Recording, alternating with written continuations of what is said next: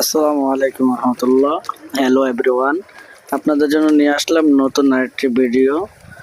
আজকে আমাদের 100 কাটিং ঘাসের অর্ডার পড়ছে, যার ফলে আমি চলে আসলাম ঘাসের খেতে। আয়সা ঘাস কাটতেছি। ইনশাল্লাহ চেষ্টা করছি সতেজ এবং পরিপক্ক কাটিংগুলো দেওয়ার জন্য। এই সবগুলো ঘাস দেখতে পাচ্ছেন, খুবই পরিপক্ক ঘাস। এগুলো থেকে আমি এখন কাটিং তৈরি করব। তো আজকে যেহেতু শুক্রবার, আজকে সকালে দোকান খুলি নাই, তো পরে সকালে উঠেই আগে ওনার ঘাসগুলো রেডি করলাম। আপনারা যারা চান যে গরু পালেন কিংবা ছাগল পালেন, অবশ্যই তারা এই ঘাসটা ট্রাই করতে পারেন, কারণ এটা এমন একটা ঘাস যেটা একটা মুড়া আমরা বলি, যেটাকে মাছা ঝা বলে। একটি মুড়া দিয়ে আমরা একটি গরুকে একদিনে খাবার খাওয়াতে পারি।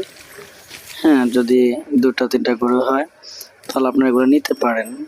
আমি ঘাস নিয়ে আসার পরে আমি এগুলো পরিষ্কার পরিচ্ছন্ন করে কাটিংগুলো রেডি করতেছি, এটা দিয়ে মাপতেছিলাম।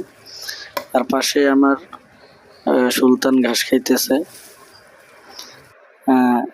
অনেক কথাই বলতেছিলাম কাজ করা অবস্থায়।